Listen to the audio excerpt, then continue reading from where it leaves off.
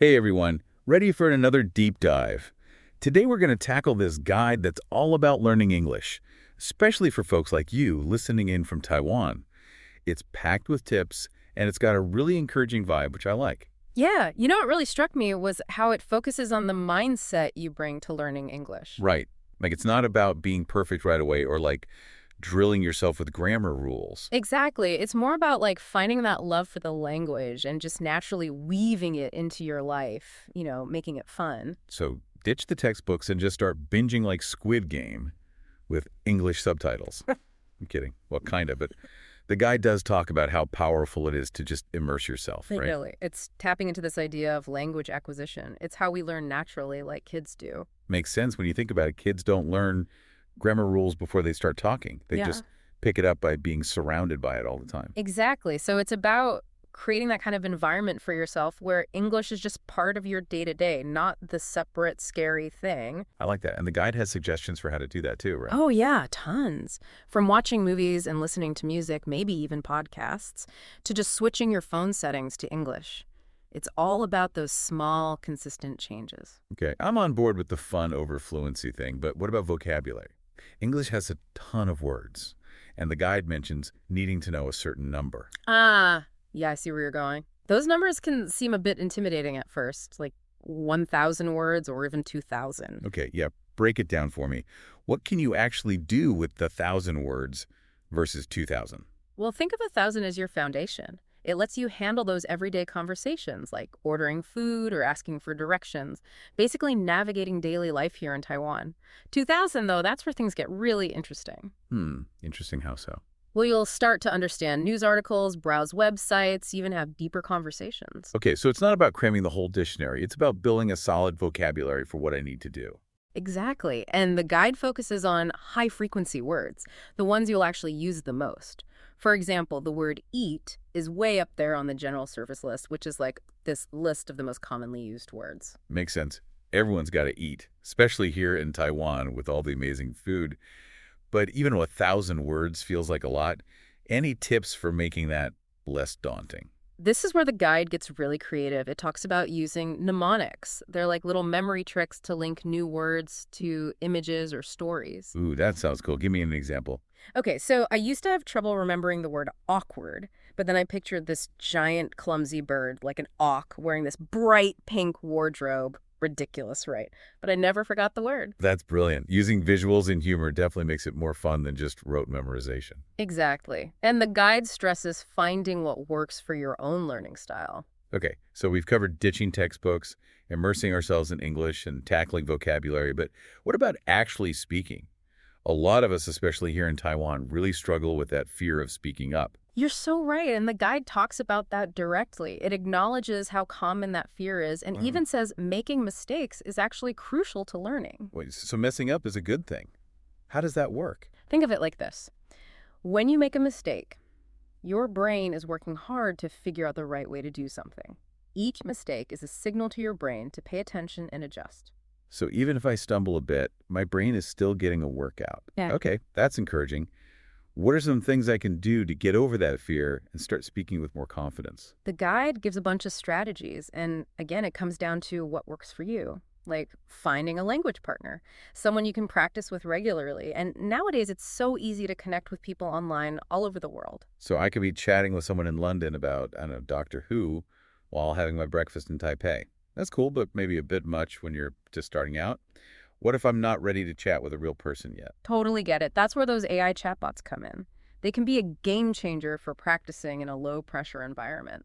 It's like having a 247 conversation partner who's always patient and never judges your mistakes. But what about practicing solo without another person or even technology? Well, remember that think in English technique. You can take that a step further and actually speak your thoughts out loud. So instead of just thinking about my day in English, I'm saying it all out loud. Like, time to make breakfast. Now where's the salt? Exactly. You're basically narrating your own life in English. It might feel strange at first, but it gets more natural with practice. All right, challenge accepted. Speaking of speaking out loud, the guide also mentions singing along to English songs. Now that sounds like fun practice. It is. Music is so good for language learning. You pick up rhythm, intonation, pronunciation without even realizing it. Plus, it's just fun to sing along. I love that idea. I might not sound like a pop star, but at least I'll be having fun while I learn. So, language partners, AI chatbots, thinking in English, singing, that's quite the toolbox for tackling spoken English. But I'm sensing a theme here. You got it. It all comes back to finding what works best for you. Not every technique is going to click with every learner. The key is to experiment, have fun, and find what makes you excited to learn. So it's like making your own personalized English learning playlist, choosing the methods that get you pumped and ditching the ones that feel like a chore. Exactly. And that's what's so great about this guide. It doesn't force a one-size-fits-all approach. It gives you the power to own your learning journey and make it your own. But the question is, what are you most excited to try first? Well, before I reveal my top pick, let's hear from you, our listener. What's resonated with you so far? What sparked your curiosity or giving you an aha moment? We'll be back to share our own takeaways and dive deeper into some specific techniques for speaking and listening. Wow, it's been fun exploring all these different approaches, right? The guide really drives home the point that learning English doesn't have to be this rigid one-size-fits-all thing. I know. It's like Ah. they're giving us permission to ditch those old textbook methods and find what actually works for us, even if it's a little out there. Exactly. And when it comes to speaking and listening, those are often the toughest parts for learners. This guide has some really cool ideas that go beyond the usual advice. Speaking of going beyond the usual, I love how they talk about language partners as being more than just conversation buddies. Oh, yeah, it's like having a personal coach in your corner. Yeah. Someone to help you fine-tune your pronunciation, give you feedback on your grammar, even teach you new slang that you wouldn't find in a textbook. It's such a great way to really experience the language firsthand, with all its little quirks and nuances.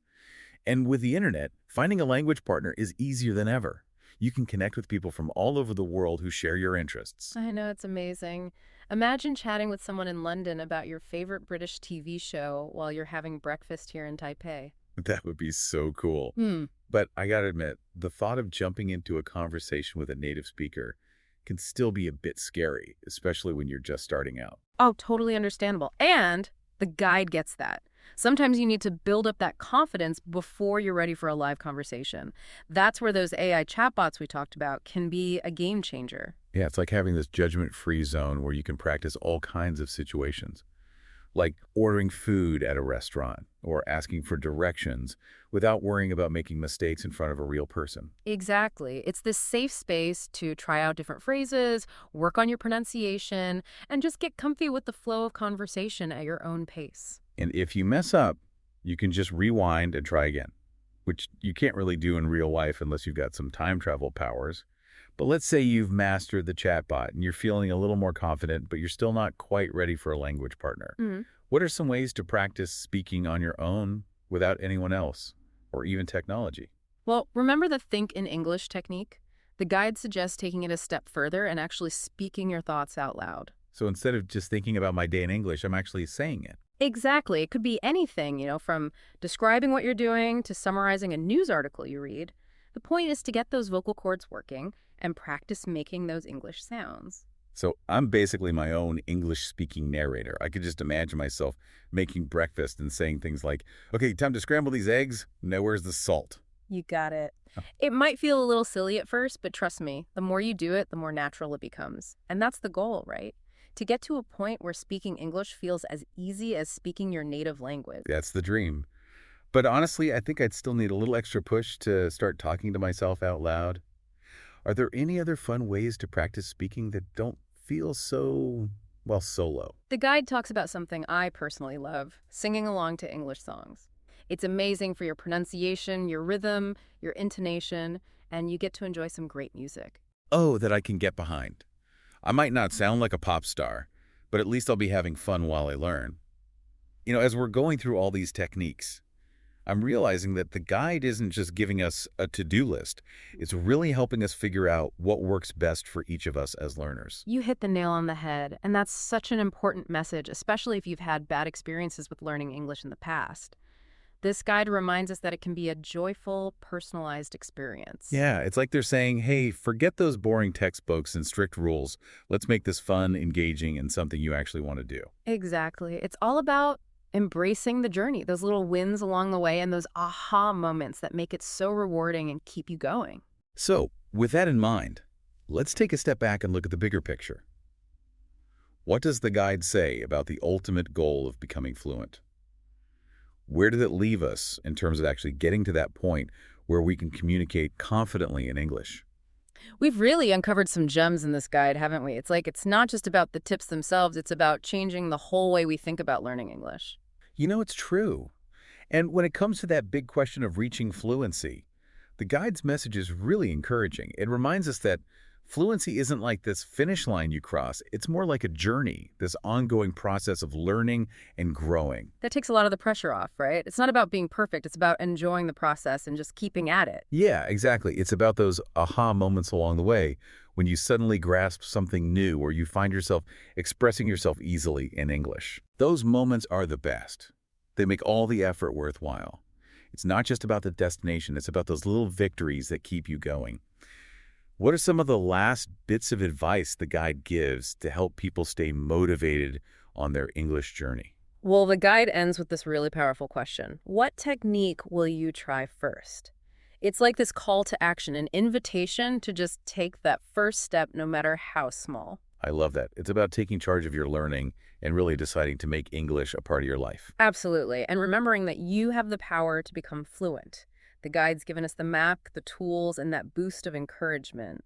Now it's up to each of us to choose our own path and create a learning experience that works and that we actually enjoy. So to everyone listening out there in Taiwan, we want to leave you with this. What excites you most about learning English? What one small step can you take today to make it a part of your life? Maybe it's watching an episode of your favorite show in English, listening to a podcast, or trying one of those memory tricks we talked about. Every little step gets you closer to your goal. And as you go on your English learning adventure, remember to be kind to yourself, celebrate your progress, and never lose that joy of discovery. The world of English is out there waiting for you, full of possibilities for connecting with others, growing as a person, and just feeling fulfilled. So keep learning, keep exploring, and keep diving deep. Thanks for joining us on this journey.